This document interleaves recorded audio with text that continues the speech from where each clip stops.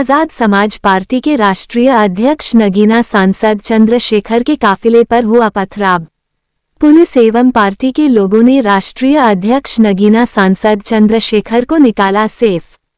मथुरा से bureau report. Mathura. 2 पीड़ित दलित दुल्हनों के परिवार से मिलने आए सांसद के काफिले पर लोगों ने पथराव कर दिया। मौके पर मुस्तैद पुलिस फोर्स के बल ने सांसद की गाड़ी को सुरक्षित बाहर निकाल लिया। बताया जाता है कि आजाद समाज पार्टी के राष्ट्रीय अध्यक्ष सांसद चंद्रशेखर के काफिले पर पथराव हुआ, जिसमें कुछ पुलिसकर्मी भी घायल हुए हैं।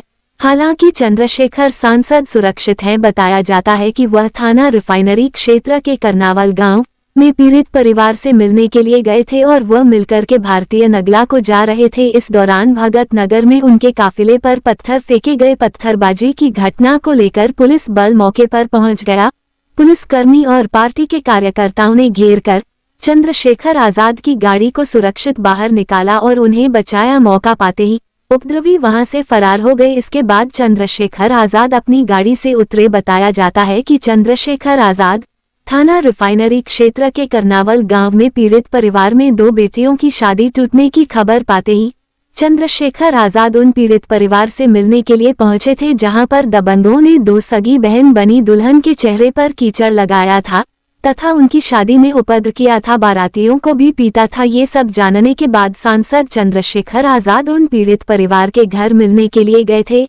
इशारे में अखिलेश यादव की समाजवादी पार्टी के कार्यकर्ताओं पर निशाना साधते हुए कहा कि क्षेत्र में इतनी बड़ी घटनाएं घटी है, लेकिन इन बड़े नेताओं के मुंह से 2 शब्द भी नहीं निकले हैं। शायद इनका क्या भाव रहा होगा और हो सकता है कि आरोपी भी उनकी खास बिरादरी के हो, लेकिन उन्हें गलत को गलत तो कहना चाहिए था। अपनी आवाज तो उठाते। हो सकता है कि उनकी जात बिरादरी का मामला हो या फिर चुनावी रिश्ता है। बताया जाता है कि चंद्रशेखर आजाद पीड़ित दोनों लड़कियों से बातचीत किए और उन्हें सांत्वना दिया। इसके बाद वह वहां से रवाना हो गए। कीर्ति 91 न्यूज की रिपोर्ट।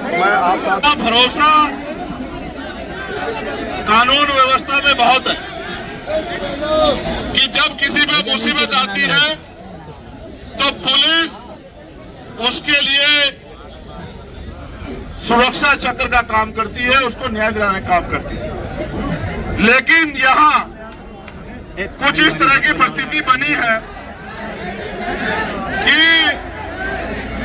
पुलिस भी कहीं ना कहीं असमर्थ महसूस नजर आ रही है। लेकिन फिर भी मुझे पूरा भरोसा है कि पुलिस अपनी ड्यूटी को बहुत जिम्मेदारी से पेटीएम पर 50 रुपए प्राप्त हुए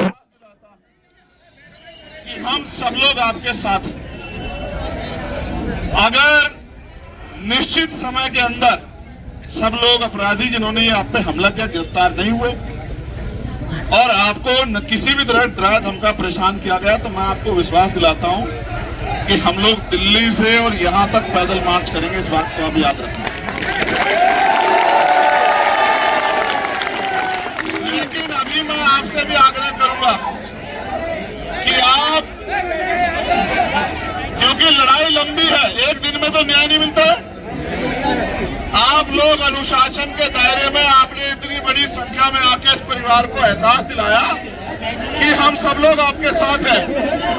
लेकिन मैं आपसे आग्रह करूंगा कि आप अनुशासन के दायरे में लौटे, क्योंकि कुछ लोग आपकी शक्ति को और आपके अनुशासन को नुकसान पहुंचाने के लिए किसी तरह का उपद्रव इधर कर सकते हैं। तो हमें खुद से समझदार रहना, हमें पत्थर में सर नहीं मारना है।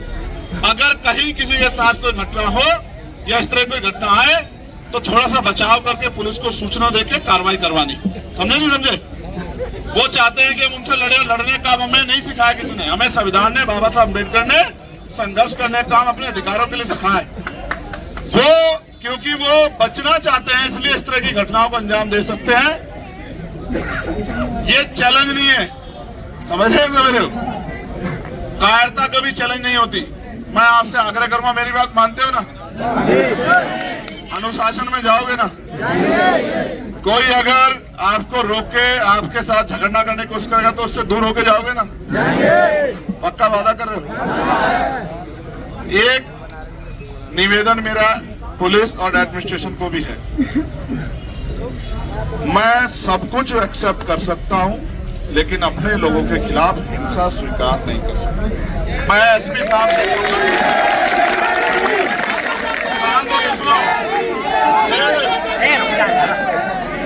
समझ गए, अब तेरी जेबी में देख लिया, अब शांति तक खड़ा हो जाए। मैं एसपी साहब से आग्रह करूंगा, एडमिनिस्ट्रेशन से आग्रह करूंगा कि वो ऐसे गुंडा तत्व पर रोक लगाए जो माहौल खराब करना चाहते हैं। और ये जो स्टैचू है बाबा साहब की, मैं अभी ऊपर जाकर देखा, इस पे ताजा ही किसने पत्थर लगाया है। ये कान टूट गया है, नाक टूट गया है, ये खंडित हो गई है। इसको भी जो है इसकी जांच करके और यहाँ दूसरी मूर्ति स्थापित कराएं। लेकिन मैं ये बिल्कुल, मेरा निवेदन है कि यहाँ से वहां तक जब तक हमारे लोग घर पहुंचे, उनकी सुरक्षा की गारंटी पुलिस प्रशासन की है। लेकिन अगर कोई चूक हुई तो मैं आपको संकल्प से कहता हूं कि मैं उधर से ही गाड़ी खड़ी करके और पैदल की तरफ चल दूंगा।